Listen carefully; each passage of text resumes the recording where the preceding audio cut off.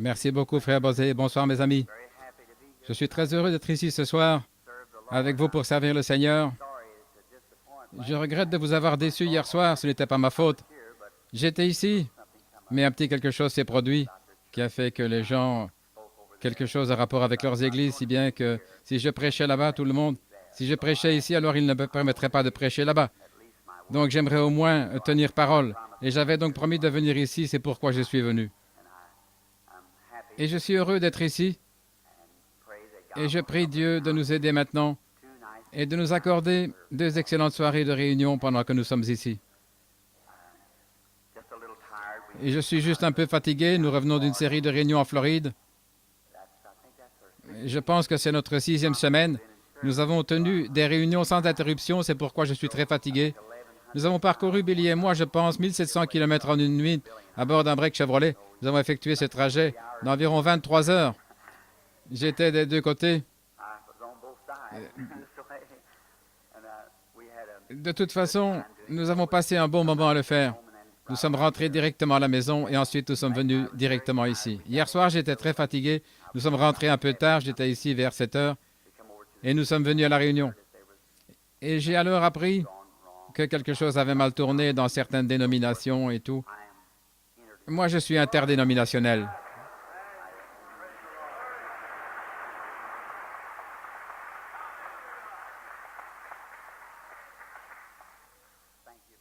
Merci beaucoup. Je le dis du fond de mon cœur. Si nous sommes de l'Église interdénominationnelle, nous devons le rester.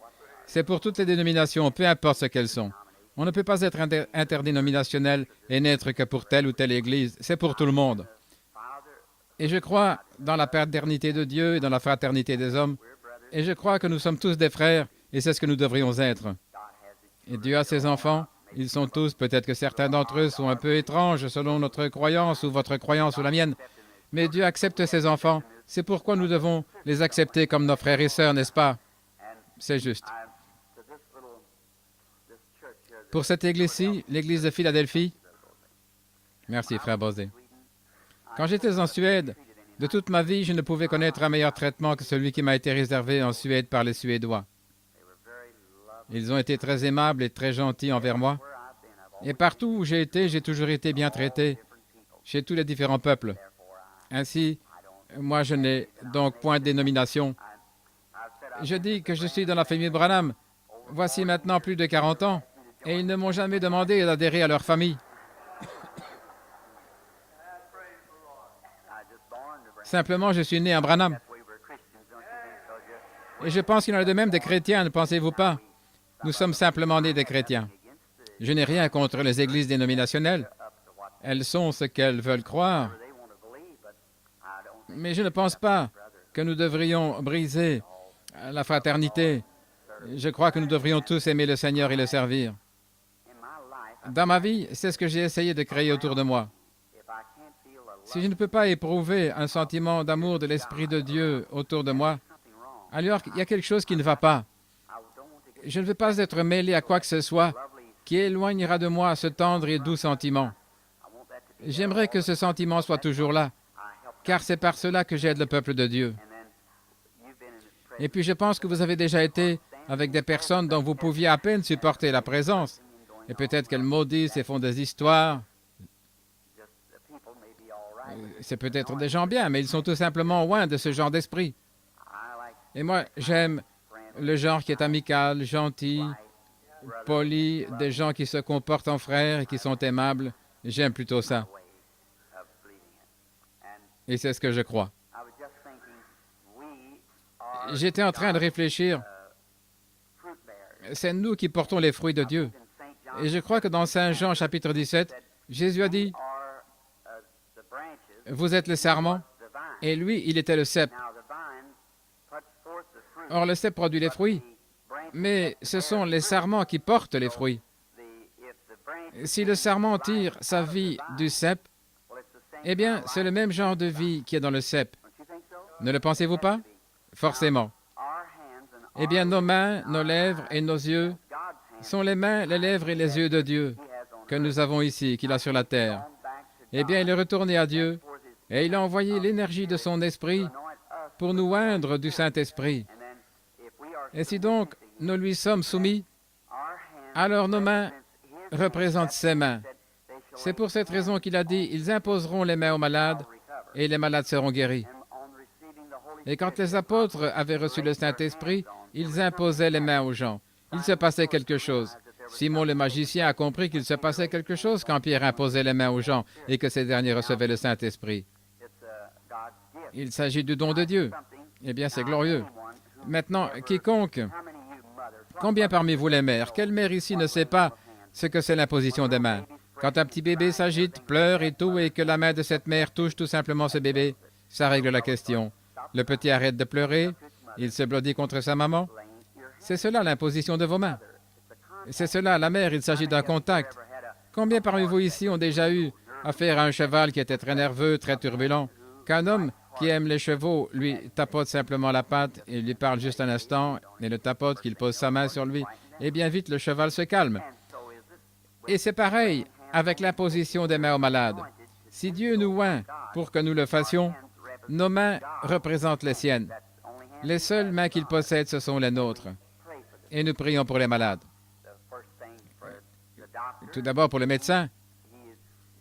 Eh bien, des fois, les médecins sont oints du Saint-Esprit et ils prient pour leurs patients.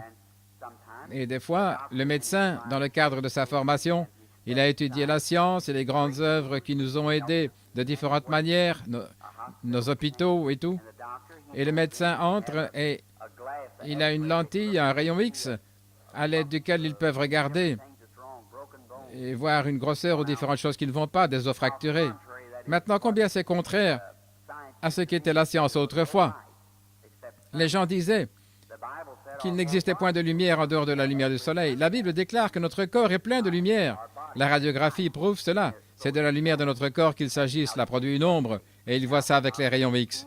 Eh bien, si le médecin peut palper quelque chose, qu'il peut inciser, quelque chose que l'un de ses 5 sens peut percevoir, je pense qu'aujourd'hui, nous avons des médecins très brillants, de bons hôpitaux et de bons médicaments.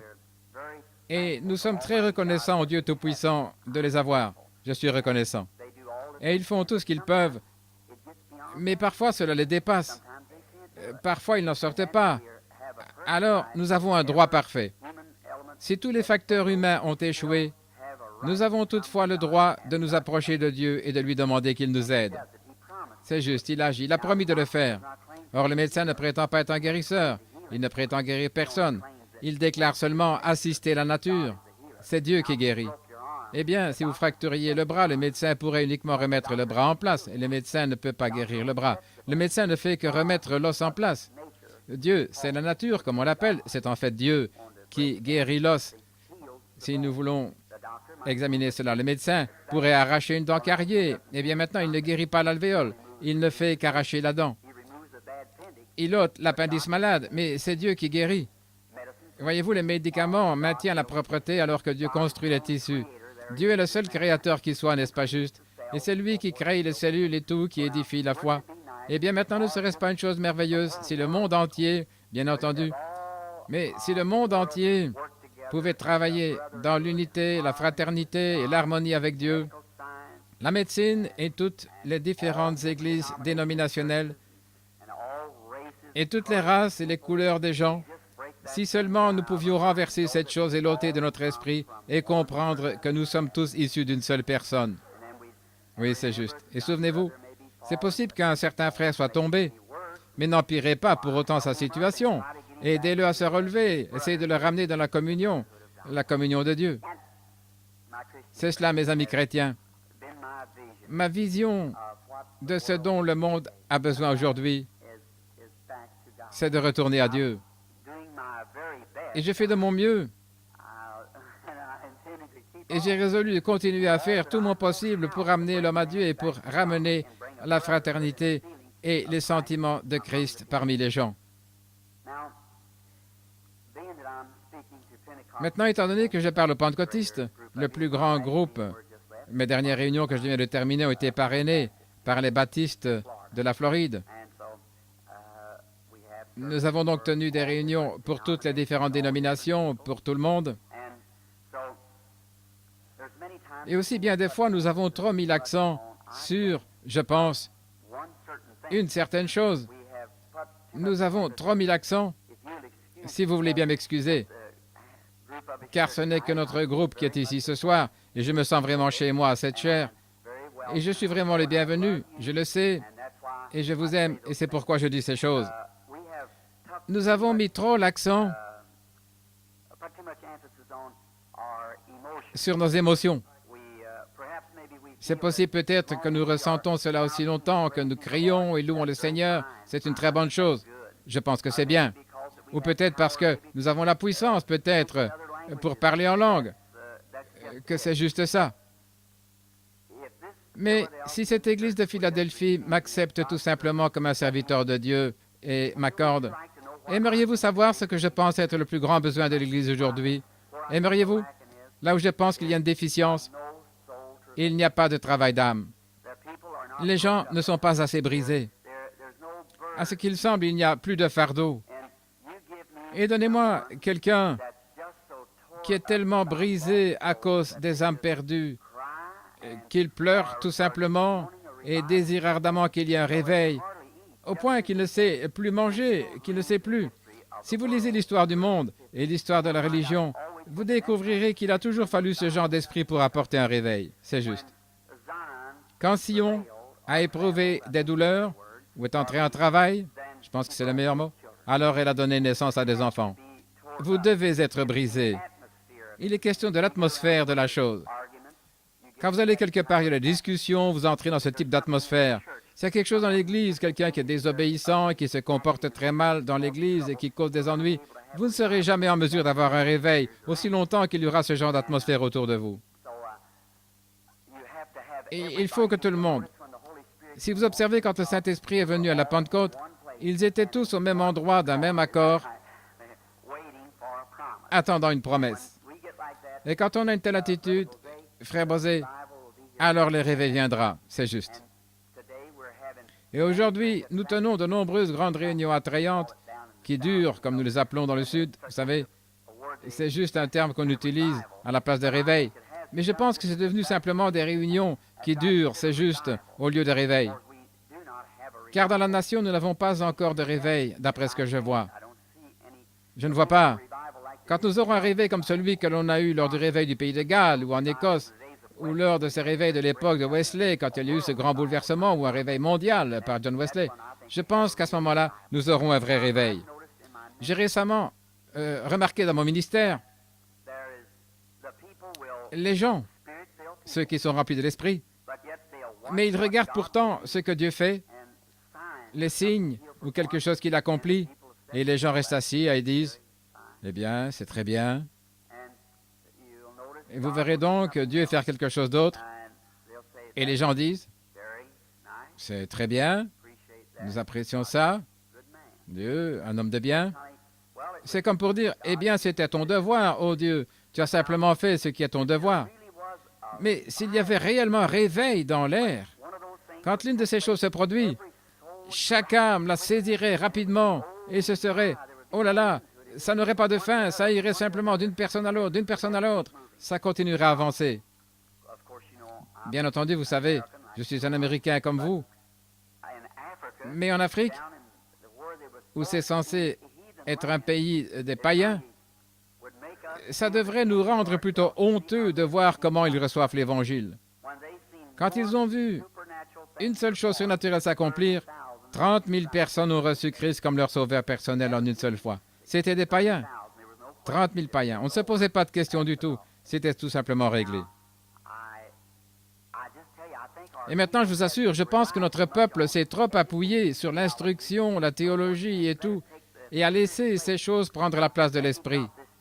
Permettez-moi de vous dire ceci en passant. Je pense qu'il s'agit d'Ézéchiel chapitre 9. J'en suis vraiment certain, je peux me tromper. Je sais que je suis tout à fait sûr. Il s'agit d'Ézéchiel 9. Quand le Saint-Esprit a quitté, d'abord il y eut l'homme qui sortit de derrière les portes avec les instruments de destruction pour détruire, bien entendu, l'application correcte dans les Écritures. C'était juste avant la destruction de Jérusalem. Et un homme en robe blanche et portant un écritoire à la ceinture s'était avancé. Et il reçut de Dieu la commission de parcourir la ville. Maintenant, écoutez ceci.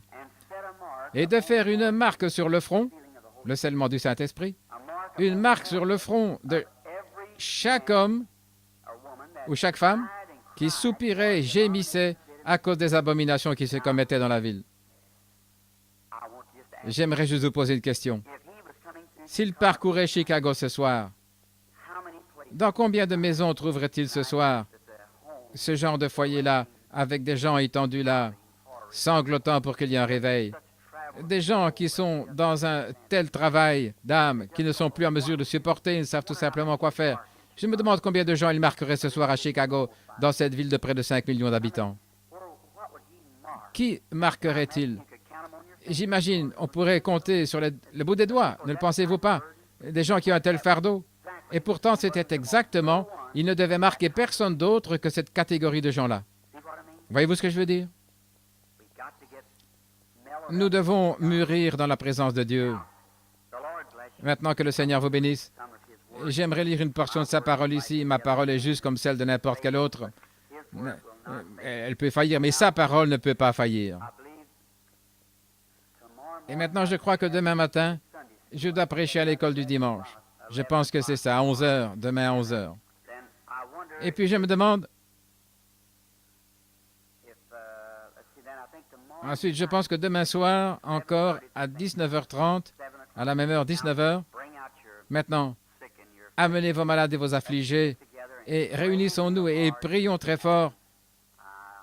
Et je sais que Dieu va faire quelque chose pour nous. Et maintenant, je pense que c'est à ce que je sache maintenant, ce sont mes dernières réunions avant d'aller outre-mer. C'est pourquoi je sollicite certainement vos prières, vous, chers et merveilleux peuple de Chicago, que vous priez pour moi. J'en aurais vraiment besoin, comme plus que jamais auparavant. Et je crois que Dieu va faire de grandes choses pour nous outre-mer. Je suis sûr qu'il va le faire. Vous ne savez pas le bien qu'on ressent quand on se tient là et qu'on sait que l'on est défié en face par des oppositions. Mais au fond de mon cœur, je me dis, eh bien, bon, tant de gens avaient assisté aux réunions de Chicago, beaucoup d'entre eux avaient dit, certains d'entre eux sont en train de prier maintenant. Il y a forcément des gens là à Chicago qui sont en train de prier. Il y en a en train de prier à Miami, à Palm Beach. Il y en a quelques-uns ici en train de pleurer. Et quand je les considère tous dans l'ensemble, je suis alors sûr que je suis vraiment environné de prières. Cela vous rend très, très fort, je vous le dis. Vous direz en quelque sorte, maintenant Satan, regarde ici, je suis vraiment environné de prières. Je sais où on se tient. Vous êtes-vous déjà imaginé qu'à l'intérieur de notre corps, il y a un autre homme? Savez-vous ça? Qu'il y a un autre homme à l'intérieur de notre corps? Et c'est un homme esprit. Y avez-vous déjà pensé, frère Ryan? Oui, et que celui ici, dedans, l'homme intérieur, maintenant, cet homme intérieur, s'il vient de Dieu, c'est l'Esprit de Dieu, est-ce juste? Qui est à l'intérieur de notre être. Or, mon doigt ne pourrait pas bouger sans que quelque chose se fasse bouger. Il est actionné par une intelligence ici, car la pensée, d'une façon subconsciente, peut-être l'idée me viendrait, je ne suis pas obligé de penser à cela, ça semble tout simplement. Et c'est là-dessus que repose la foi. Maintenant, à vous qui êtes très malade, j'aimerais que vous saisissiez ceci avant que je lise les Écritures. Maintenant, depuis hier soir, je me suis plutôt détendu un peu et j'aimerais vous expliquer cela. Il y a une conscience et un subconscient. C'est juste comme si nous allions outre-mer par bateau et il y a un homme qui se tient juste ici, c'est lui qui donne les ordres. Cet homme descend ici en bas dans le bateau pour conduire celui-ci. Eh bien, il ne voit pas où il va, mais il reçoit tout simplement les ordres qui viennent d'en haut. Eh bien, maintenant, il dit, tourne à gauche ou à droite, ou mets plus de gaz, quoi que ce soit. Il obéit aux ordres. Et tout au-dedans, dans notre cœur, il y a le subconscient. Et il reçoit des ordres venant d'en haut. Vous m'avez entendu souvent à l'estrade. J'étais simplement en train d'écouter une bande d'une réunion à Owensboro l'autre jour au sujet d'une personne qui était estropiée et qui a été guérie. Et comment cela parlait, comment le Saint-Esprit parlait. Maintenant, ici en haut, cette conscience monte à l'estrade et dit, « Frère Branham, gloire au Seigneur, j'ai la foi. » Mais juste là en bas, cette autre petite conscience dit, « Eh bien, tu sais bien que tu ne l'as pas. » Eh bien, maintenant, Si vous pouvez amener celui-ci et celui-là à être en harmonie avec celui-là, vous voyez, celui-ci dit oui tout le temps, celui-ci dit oui, mais là tout au fond, il y a quelque chose, ce petit gars, voyez-vous. Vous voulez le faire, vous voulez dire oui, mais juste là au fond, cette petite ombre, là, on ne s'occupe pas beaucoup de ce petit gars qui est ici au fond. Eh bien, vous allez découvrir que c'est plutôt lui qui dirige les choses. Alors si ce gars, après tout, c'est lui qui conduit le bateau, c'est lui qui est aux commandes. Celui-ci pourrait faire beaucoup de déclarations, mais c'est ce gars qui travaille ici en bas, voyez-vous. Ainsi, il dit oui, oui, je crois cela, oh oui, je le crois certainement. Et si c'est vrai, si celui-ci et celui-ci s'accordent avec cela, alors nous obtenons la chose. Et alors, cela devra marcher. Mais tant que ce n'est pas le cas, eh bien, ça ne marchera pas, c'est tout. Parce que vous avez des ordres qui vont dans ce sens et ceux-ci ils vont dans l'autre sens, et ils poussent tout simplement votre bateau d'un côté et vous ne quittez pas le port, vous êtes toujours par ici. C'est pourquoi nous devons amener ces gars à être en accord et à dire « Dieu a raison », et celui-là dit « Dieu a raison » et l'autre « Dieu a raison », alors nous avançons.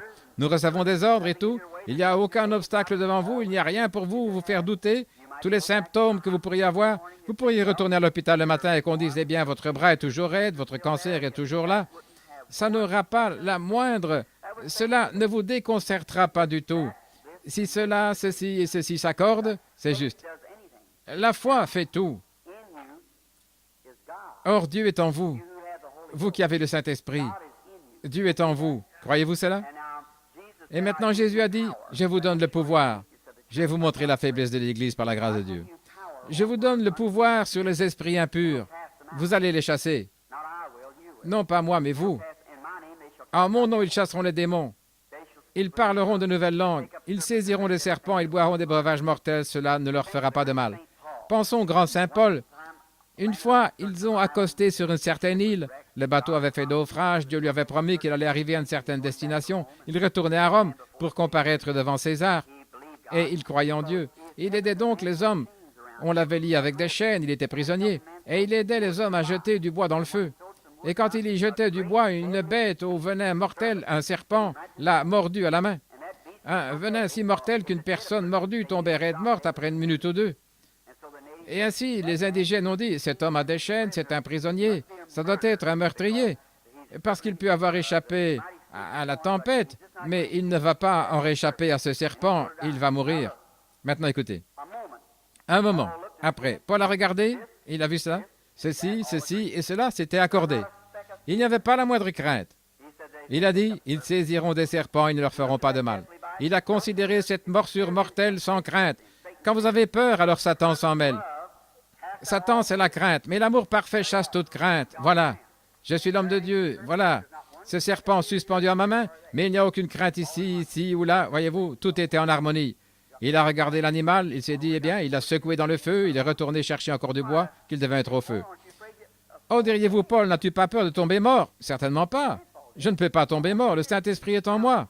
Eh bien, le Saint-Esprit même, qui a créé les cieux et la terre, avait tellement rempli cet homme de sa puissance que la mort qui était dans les crochets de ce serpent ne pouvait même pas pénétrer dans son corps parce que tout son corps était rempli de l'esprit autant qu'il était rempli de sang. Est-ce juste? Et chaque petite cellule de sang est une vie et à ce moment-là, vous êtes tout chargé, tout rempli du Saint-Esprit. Oh, certainement, ils ont marché sur l'eau, ils ont accompli de grands miracles et tout. Pourquoi? Ils étaient parfaitement en harmonie avec Dieu, cette première Église. Et mon ami chrétien, à moins que nous puissions entrer là-dedans.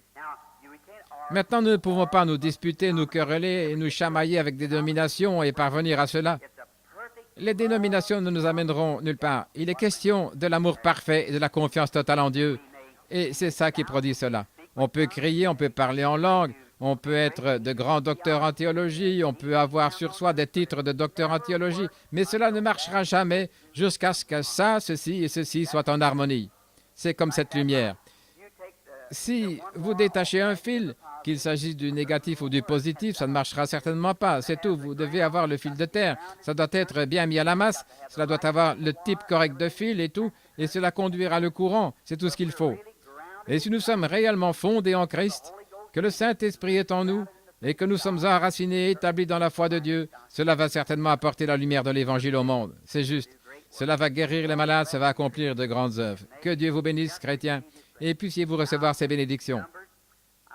Maintenant, dans Nombre, j'ai dépassé l'heure pour commencer la ligne de prière. Mais j'aimerais lire cette écriture de Nombre, chapitre 21. C'est tout simplement tombé sur mon cœur tout à l'heure, en sorte que je me suis simplement dit que je devrais lire cela.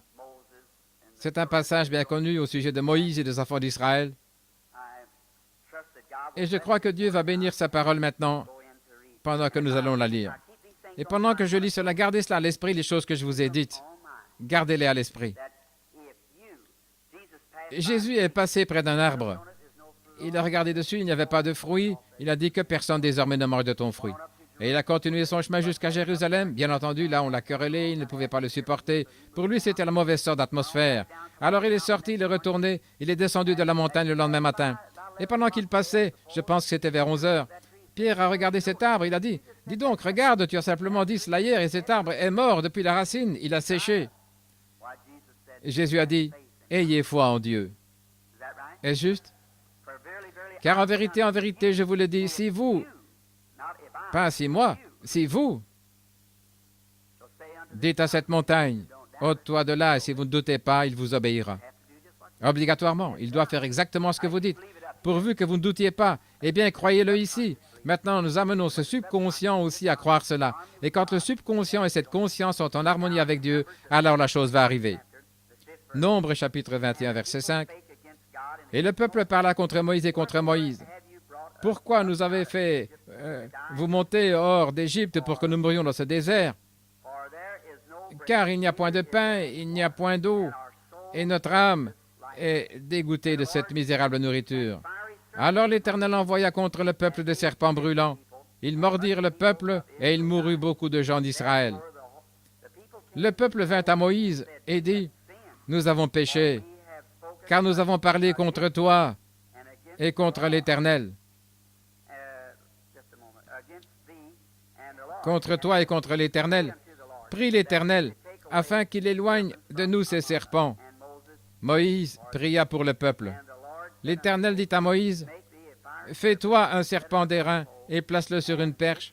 Quiconque aura été mordu et le regardera, conservera la vie. » Moïse fit un serpent d'airain et le plaça sur une perche, et quiconque avait été mordu par un serpent et regardait le serpent d'airain, il conservait la vie. Les enfants d'Israël partirent et ils campèrent à Oboth. Ma Bible est tellement soulignée au crayon et tout, là, que j'ai sauté mon passage pendant que je le cherchais. Je suis désolé. Mais que le Seigneur ajoute la bénédiction maintenant à sa parole. Quand il y a des ennuis, Dieu est toujours le Dieu qui satisfait aux besoins quand il y a un besoin chez son peuple. Vous savez cela. Et Dieu avait promis de pourvoir à leurs besoins. Eh bien, quand les gens... Et pourtant, ils avaient mal agi. Ils avaient péché, ils avaient fait des choses qui étaient mal. Cependant, quand ils eurent besoin de guérison, Dieu a fait une expiation pour la guérison. Quand il n'y avait même pas encore d'expiation, Dieu y a pourvu. Devant chaque difficulté, Dieu fait une échappatoire. Il le fera, si seulement vous avez la foi et que vous croyez en lui. Bien entendu, ils étaient loin là-bas. Peut-être que Moïse était un médecin. Il avait été enseigné dans toute la sagesse des Égyptiens et peut-être qu'il connaissait beaucoup de remèdes contre les morsures des serpents. Mais cette fois-ci, les remèdes qu'il avait, la sagesse des Égyptiens n'ont pas agi. La raison en était, le peuple s'était disputé avec Moïse et il disait, « Pourquoi nous as-tu amenés dans ce désert? » Il se plaignait constamment et cela a engendré le péché. Et le péché est la cause directe ou indirecte de la maladie. Avant qu'il y ait le péché, nous n'avions pas de maladie. Donc, pour commencer, la maladie est un attribut du péché. Peut-être qu'il ne s'agit pas de ce que vous avez fait, mais de ce que vous avez hérité, car Dieu a promis que cela irait même jusqu'à la 3e et à la 4e génération, qu'il punirait la désobéissance des parents par la maladie. Et parfois, il y a un bon médecin. Si vous allez chez un médecin, et que ce soit un bon médecin, vous direz, « Docteur, j'ai mal à la tête. » Eh bien, s'il se soucie de son patient, il ne dira pas, « Oh bien, prenez une aspirine et rentrez à la maison. » Il ne fera pas ça. D'abord, il va faire un diagnostic du cas jusqu'à ce qu'il trouve ce qui est juste la cause. s'il y a quelque chose qui provoque ce mal de tête. Peut-être qu'une aspirine va l'arrêter, je ne sais pas. Mais si c'est un bon médecin, il ne va pas se débarrasser de vous comme ça. Il le fera du mieux qu'il peut. Et s'il disait, eh bien, peut-être que vous avez l'appendicite, nous allons simplement vous opérer. Eh bien, s'il ne fait pas le diagnostic du cas, ce serait tout de même contraire à l'éthique. Voyez-vous, il doit d'abord trouver la cause. Et maintenant, c'est ainsi avec Dieu dans ces réunions. Et la raison pour laquelle j'y vais lentement avec les malades, c'est d'abord parce qu'il y a ce qui a causé cette maladie. Et avant qu'on puisse se débarrasser de la maladie, si le médecin ne peut rien faire pour vous, alors vous devez chercher la cause, la raison de cela. Eh bien, des fois, et vous qui assistez aux réunions, vous comprenez pour quelle raison le Saint-Esprit révèle aux gens le péché caché et tout ce qu'ils ont commis il y a de nombreuses années, ou peut-être quelque chose qu'ils n'auraient pas dû faire, ou quelque chose qu'ils auraient dû faire et qu'ils n'ont pas fait, et observez ça à l'estrade. Maintenant, c'est Dieu qui envoie son esprit pour révéler les secrets des cœurs aux gens. Quand Jésus-Christ était ici, c'était son ministère. Quand il a trouvé la femme qui avait vraiment soif de l'eau de la vie, croyez-vous cela? Saint Jean chapitre 4, et Jésus a engagé une conversation avec elle. C'était une Samaritaine, pas une Juive. Il a dit, apporte-moi à boire. Et aussitôt, il a voulu tenir une conversation avec elle. Elle a dit, ce n'est pas la coutume que vous demandiez pareille chose. Tu es un Juif et moi une Samaritaine. Il a dit, si tu savais à qui tu parles, c'est toi qui me demanderais à boire. Et sans tarder, elle a voulu cette eau. Il a dit, va chercher ton mari. Voyez-vous ce qu'il a fait? D'abord, il est allé droit à la raison pour laquelle elle ne pouvait pas boire de cette eau. Avant qu'elle puisse avoir cette eau, il y avait une raison. Elle a dit, je n'en ai point. C'est exact, il y en a eu 5. Et celui avec lequel tu vis maintenant n'est pas ton mari. En d'autres termes, elle était une concubine. Elle a dit, je vois que tu es un prophète. Et alors elle a dit, le Messie doit venir.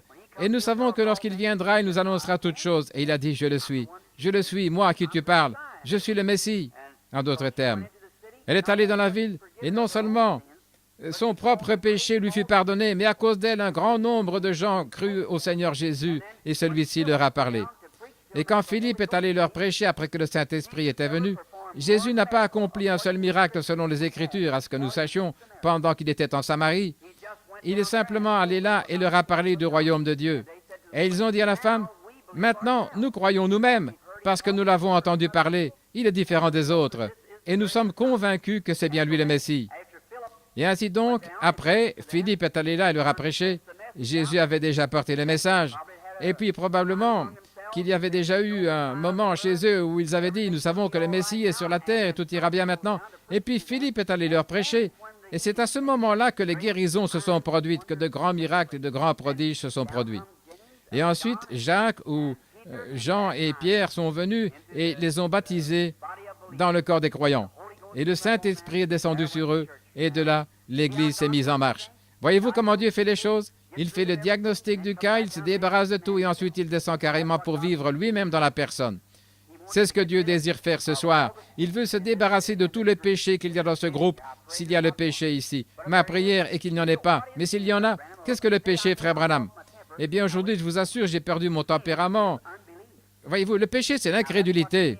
C'est ça le péché. Il n'y a point d'autre péché que l'incrédulité. Ce n'est pas un péché de faire des choses telles que boire et fumer et jouer aux jeux d'argent et la prostitution. Ce n'est pas ça le péché. Ce sont les résultats du péché. La raison pour laquelle vous faites ces choses, c'est parce que vous êtes un incroyant. Ce sont des attributs du péché. Maintenant, si vous croyez, vous n'allez pas. Jésus a dit, celui qui écoute mes paroles et qui croit celui qui m'a envoyé à la vie éternelle, car il a cru. Eh bien, si vous croyez, vous ne ferez pas ces choses. Vous ne pouvez pas faire qu'un grain, qu'une tige de blé devienne un gratron, n'est-ce pas? Pas du tout, c'est impossible. La vie qui est dedans est celle du blé. C'est pourquoi elle produit du blé. Si vous êtes né de l'Esprit de Dieu, vous êtes un chrétien, vous ne pouvez rien faire d'autre que porter les fruits d'un chrétien. C'est tout, voilà tout. Bien entendu, si vous portez d'autres fruits, Jésus a dit, c'est à leurs fruits que vous les reconnaîtrez. Est-ce juste? Ce n'est pas par leurs actes, ni par ceci ou cela, mais par leurs fruits. Eh bien, le blé, si vous dites, j'ai planté du blé dans ce champ, et si moi, je vais là, et que je ne vois pas les fruits du blé, eh bien, je vais plutôt douter un peu de vous. Mais si vous dites, eh bien, j'ai planté du blé dans ce champ et que cela produise du blé, eh bien, vous n'avez aucun problème. Les fruits prouvent que c'est ce que vous avez mis dans le champ, c'est-à-dire du blé. Et puis l'incrédulité, c'est la seule chose qui puisse vous éloigner du royaume de Dieu. Ce péché, ce n'est rien d'autre que l'incrédulité. Vous direz, frère Branham, j'ai cessé de boire, j'ai cessé de faire ces choses. et j'ai abandonné mes mauvaises voies. Eh bien, vous avez fait cela pour une raison. La seule chose qui vous a fait faire cela, c'est parce que vous êtes devenu un croyant. Voyez-vous? Vous pourriez dire, eh bien, je ne suis pas un croyant, mais j'ai simplement cessé de faire cela. Alors, vous n'êtes pas un chrétien.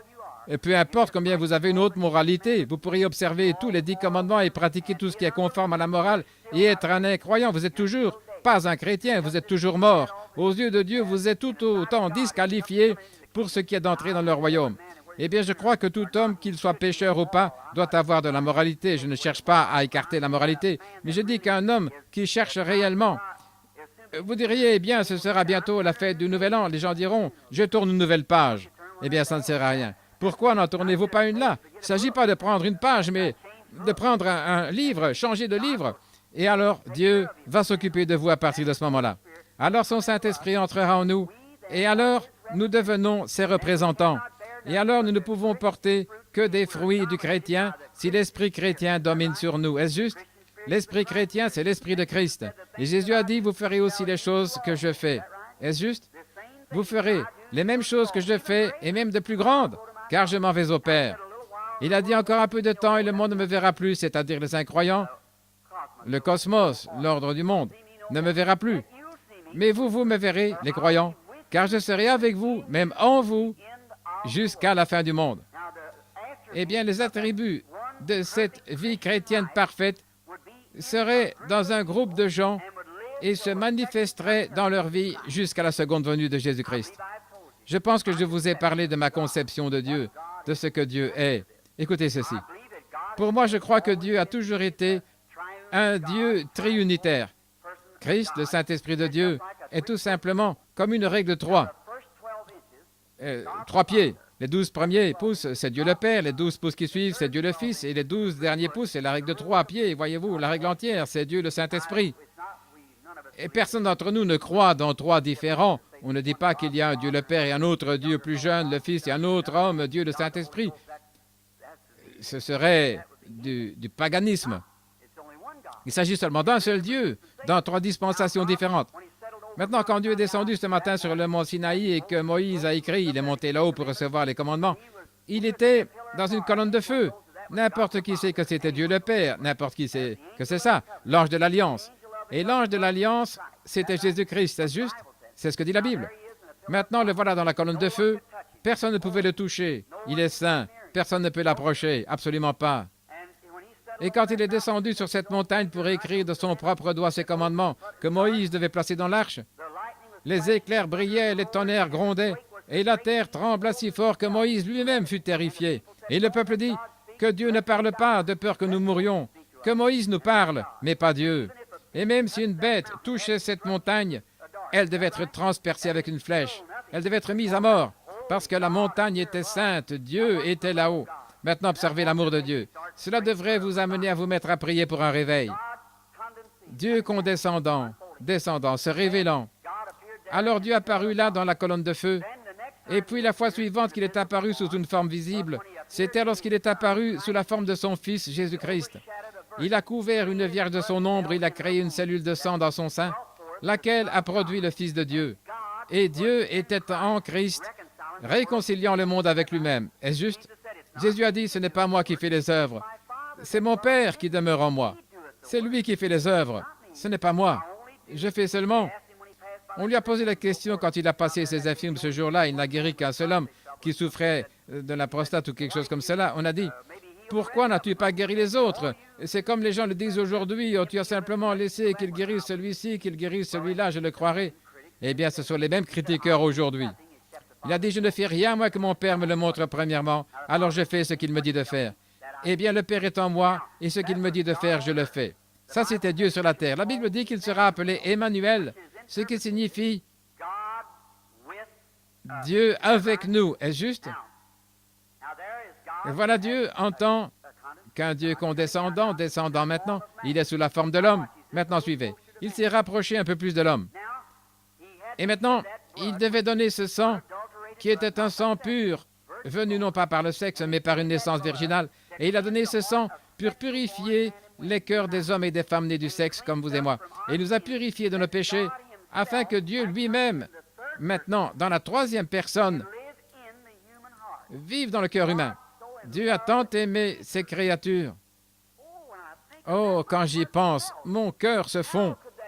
Comment donc ce grand Jéhovah, qui s'était tenu là et qui a créé l'univers, qui a créé toutes choses.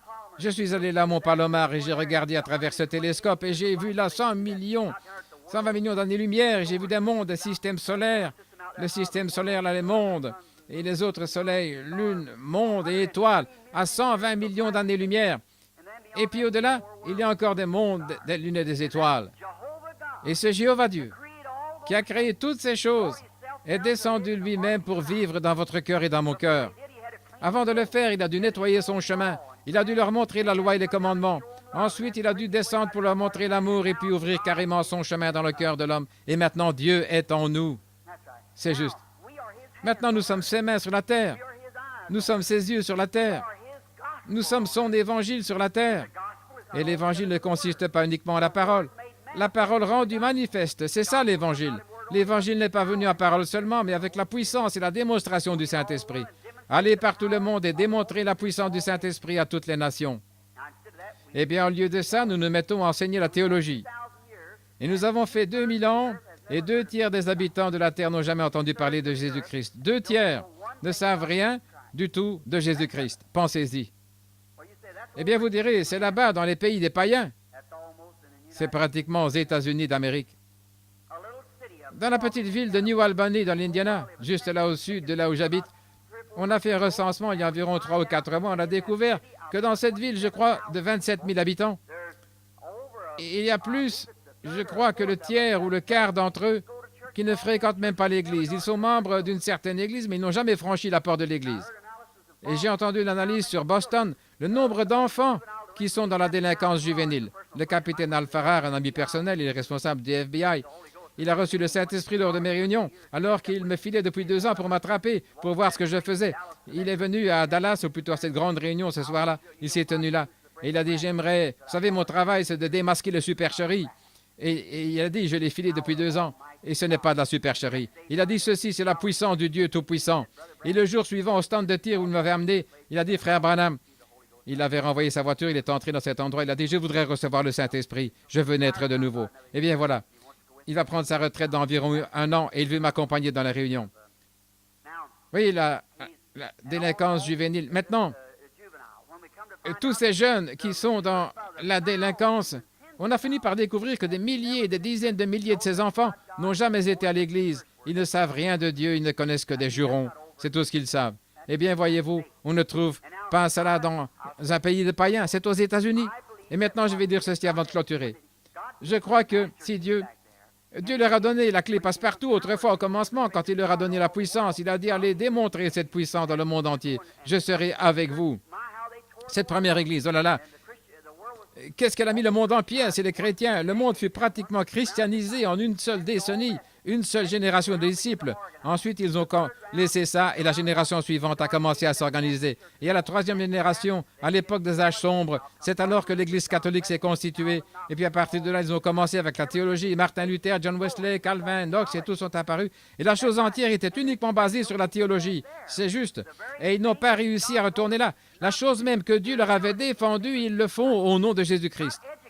Il n'est pas question d'instruire le monde, mais de prêcher l'Évangile et de démontrer la puissance de Dieu. Et aujourd'hui, dans nos églises, commencez seulement cela dans l'église et voyez ce qui arrive. Mais on vous montre. La porte, voyez-vous, et la clé passe partout. C'est la chose qu'ils ont laissée de côté, la pierre angulaire. Quand là, autrefois, les bâtisseurs ont commencé à construire le bâtiment, les pierres étaient taillées dans le monde entier. Eh bien, vous allez comprendre pourquoi je suis interdénominationnel. Voyez, les francs-maçons qui sont ici et les autres, ceux qui connaissaient l'ordre, on taillait les pierres, on les transportait jusqu'à Jopé et ainsi de suite, et les chars à bœufs les faisaient descendre, les hauts cèdres du Liban, on les taillait et tout, on les faisait descendre. Et quand tout était entassé en dehors de Jérusalem, pendant 40 ans, on n'entendait pas un seul crissement de scie ni de coups de marteau. Eh bien, voici venir une pierre taillée comme ceci et une pierre autrement. Et ils découvraient que chaque pierre s'ajustait parfaitement à sa place. C'est ce que je pense de ceux qui croient en Dieu. Chacun de nous a une place dans ce bâtiment. Nous ne sommes peut-être pas comme l'autre, mais nous avons une place à occuper ici. Chaque chrétien est de nouveau. Eh bien, les bâtisseurs, pendant qu'ils commençaient à avancer, ils sont tombés sur une pierre ayant une forme bizarre. Ils ont dit, nous ne pouvons pas utiliser ça. Cette pierre ne sert à rien, c'est une pierre bizarre. Et ils l'ont jetée quelque part dans un tas de mauvaises herbes et ils ont continué et progressé dans la construction du bâtiment. Et finalement, ils se sont rendus compte, quand ils sont arrivés à un certain niveau, ils ne pouvaient pas aller plus loin. Ils se sont arrêtés, ils ne pouvaient pas aller plus loin. Et que la pierre même qu'ils avaient rejetée était la principale de l'angle. C'est là qu'on en est aujourd'hui, frères, sœurs. Nous avons adopté la théologie, nous avons adopté l'instruction. L'instruction, c'est une bonne chose, mais c'est le plus grand obstacle que l'Évangile ait jamais eu, l'instruction. Eh bien, je ne dis pas ça parce que je veux que vous soyez illettrés ou quelque chose comme ça. Vous ne devriez pas être illettrés. Mes frères, les gens ont tout basé sur l'instruction, sur la théologie, et voyez ce qu'ils ont fait. Ils ne sont pas en mesure de fournir une seule évidence de la résurrection de Jésus-Christ. Ils ne sont pas différents des Mahométans. Les Mahométans vous font face et ils vous défient. Il n'y a pas longtemps, le docteur Reedhead, de la mission soudanaise qui a reçu le baptême du Saint-Esprit, un homme merveilleux, il était chez moi. Il a dit, frère Branham, il a des diplômes et des diplômes et des diplômes. Il disait, mais les docteurs ont-ils été dans l'erreur?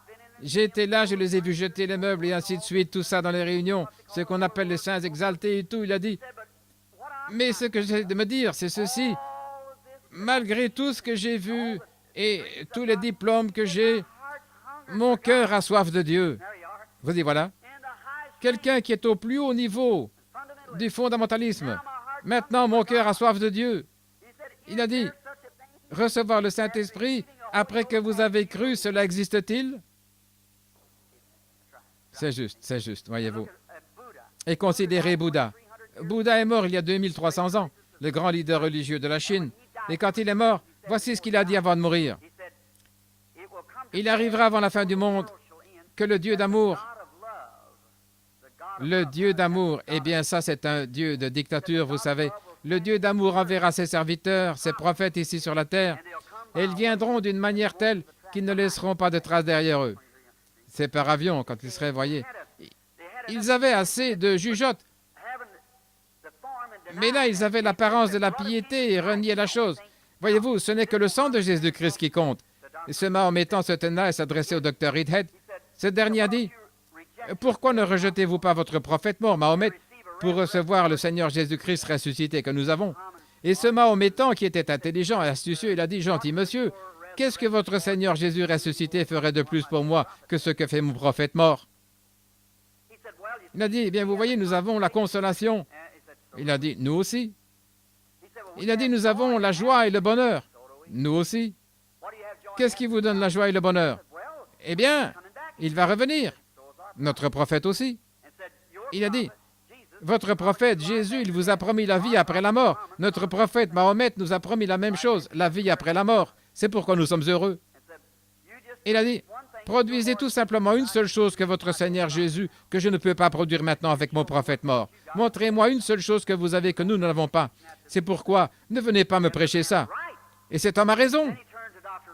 Il s'est tourné vers le docteur Reedhead, il a dit, « Écoutez, monsieur, vous qui dites que Jésus est ressuscité des morts, quand Jésus est ressuscité des morts, s'il est ressuscité, il a dit, vous ferez aussi les œuvres que je fais. Et il a promis de grands signes aux croyants et à vous, les enseignants. Il a dit, que je vous vois tous faire les signes qu'il a promis qu'il ferait, alors je croirai qu'il est ressuscité des morts. » C'est juste, oh bien, nous prêchons l'Évangile dans le monde entier. Il a dit, nous aussi.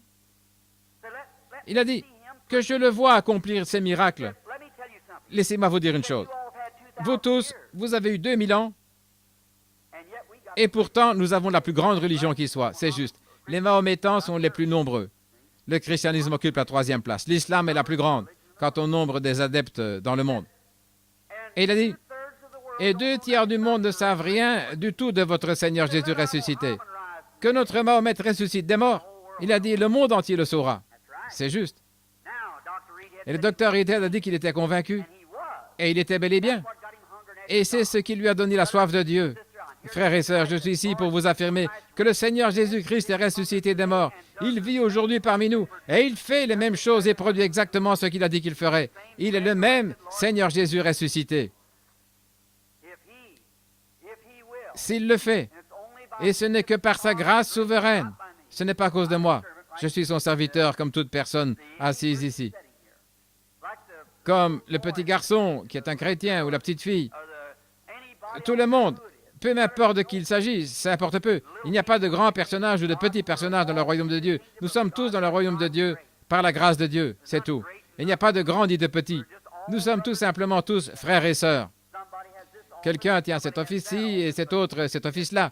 Mais je lisais quelque chose et je crois que c'était sur Charles Finney, l'un des plus grands évangélistes de ce jour, un avocat converti. Un vieil homme se mourait de la tuberculose et avant de mourir, il avait mis sa face contre terre et avait pleuré et prié. Et quand il se relevait, il a dit, « Eh bien, j'ai pu faire la prière de la foi pour une certaine ville. Dieu va envoyer un réveil dans cette ville. » Et il s'est limité à environ 30 différentes villes. Et après que cet homme fut mort et parti, Finney a rendu visite à sa veuve et il a pris sa ville et ses réveils se sont produits très exactement comme l'homme l'avait dit. Pourquoi? Parce qu'une âme qui agonisait, une âme dans la présence de Dieu, en toute sincérité, avait fait bien plus pour apporter un réveil que toutes les écoles qu'il y avait au monde. C'est juste. Une seule âme qui avait prié avec instance. Je vous l'assure à chacun de vous, le grand réveil de l'Est, il y a de nombreuses années en Afrique, quand ces Otanto et tous ceux qui étaient là ont eu un réveil, la chose même qui était à la base de cela ne provenait pas du tout de leurs enseignements ni de leurs grandes écoles. C'était venu par un pauvre petit homme de couleur, sans instruction, illettré, là-bas, dans une petite hutte qui était restée sur sa face jour et nuit dans la poussière et qui a prié jusqu'à ce que Dieu envoie un réveil qui a balayé tout l'Est et le Nord de l'Afrique pour faire entrer dans les gens dans le royaume de Dieu. Et quel réveil! Oh là là! Mais qu'est-ce qui les a ruinés? Ensuite, les enseignants sont venus d'Angleterre avec différentes tendances et ils ont commencé à s'établir là et à enseigner la théologie et à s'éloigner de la puissance de Dieu et tout. Et c'est la chose qui a sombré dans le chaos. Et c'est exactement comme ça aux États-Unis.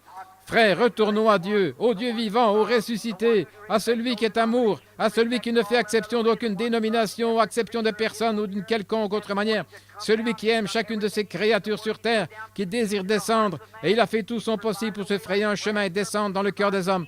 Il a pourvu un moyen comme le serpent d'airain, il a pourvu à Jésus pour satisfaire à tous nos besoins pendant que nous sommes dans ce voyage entre le ciel et la terre. Il a pourvu à Jésus-Christ, il est le sacrifice tout suffisant de Dieu. Tout ce dont vous avez besoin ce soir ne se trouve pas dans votre Église. Ça se trouve en Christ. Voilà, ça ne se trouve pas dans votre instruction, ça ne se trouve pas dans votre théologie, dans votre credo. C'est en Jésus-Christ. Regardez à lui avec une foi simple, humble et pleine d'amour et dites, « Ô Dieu, purifie-moi de tout égoïsme et ôte de moi toutes les impuretés et que je sois entièrement à toi dès ce jour. » Et voyez ce que Dieu fera pour vous. Ma prière est que Dieu vous bénisse pendant que nous inclinons la tête. Notre bienveillant Père Céleste, je prie d'abord ce soir pour cette grande ville, alors que je la contemple comme une grande vue panoramique. C'est toute la région métropolitaine et je vois ce soir comment le péché, je pense à Sodome, quand des anges sont descendus pour s'assurer de la véracité de ce qu'ils avaient entendu. Et nous savons que nous sommes proches de quelque chose. Je prie pour Chicago, ô Dieu. Et je crois que de petites réunions comme celle où les véritables croyants se rassemblent à travers la ville sont la seule chose qui peut empêcher la colère de Dieu et le jugement de se déverser à l'instant même. Je pense à notre président qui est là maintenant dans cette réunion en Russie, sachant qu'ils ont l'arme même qui peut faire voler cet endroit en éclats au point où il n'y resterait plus de vie, et ils pourraient le faire avant le lever du jour. Alors, ô Dieu, je me dis, qu'est-ce qui les empêche de le faire? C'est parce qu'il y a encore quelques justes qui prient. Qu'est-ce qui les empêche? C'est parce qu'il y a encore quelques justes qui prient. Oh Dieu, aie pitié, je te prie, Père, aie pitié. Accorde-le ce soir dans cette belle petite église qui se tient ici comme un phare. Un groupe de gens qui ont abandonné leur cœur, leur vie, tout ce qu'ils ont, qui s'avancent volontiers maintenant pour donner librement leur vie pour la cause, qui croient en toi. Ô Père, je te prie de les revêtir maintenant d'une grande puissance ce soir, de la grande puissance de la foi, que toute pensée qui est contraire à ton plan divin soit ôtée ce soir de leur esprit ou de leur subconscient. Ôte cela, Père, Sois avec nous maintenant. Aide-moi, Seigneur.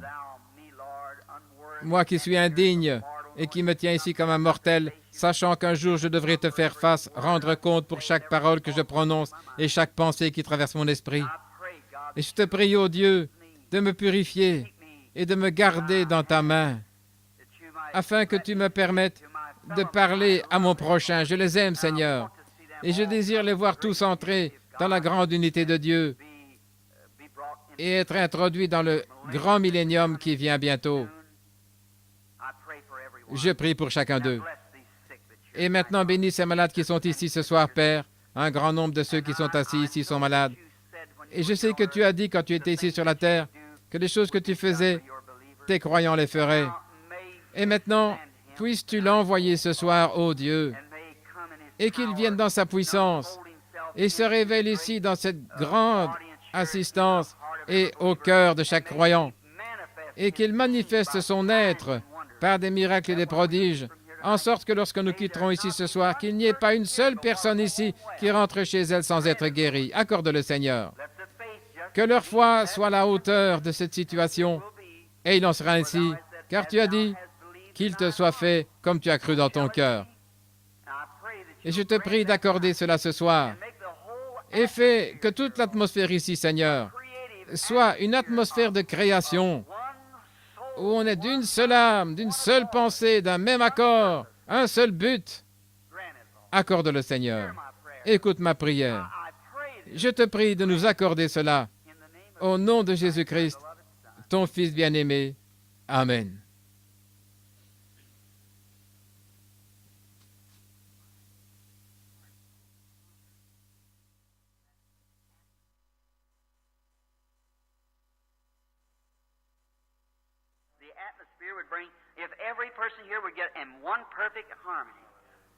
Mon cœur a tellement soif de voir cette atmosphère. Vous voyez, c'est l'atmosphère qui crée cela. Si tout le monde était dans une parfaite harmonie, la chose serait réglée. Comme dans le naturel, vous voyez, pour qu'un œuf éclose, on le met sous la poule et il éclora parce que c'est une question d'atmosphère, c'est la chaleur. Mais enveloppez-le d'une couverture au chaud, il va éclore de toute façon. Dans un incubateur, il va éclore de toute façon. C'est l'atmosphère qui produit les résultats. Et si seulement nous pouvons ôter de tout doute maintenant, tout écarter du chemin, il y a des gens mourants ici, certains souffrent de troubles cardiaques, et les troubles cardiaques sont une chose pour laquelle nous savons vraiment quoi faire. Alors prions simplement Dieu, et soyons dans comme un accord, disons, Père Céleste, eh bien, que cette glorieuse atmosphère s'établisse tout simplement, et que le Saint-Esprit vienne directement et fasse des choses merveilleuses. Puisse-t-il l'accorder? We got some prayer cards. We lined the people up by their prayer.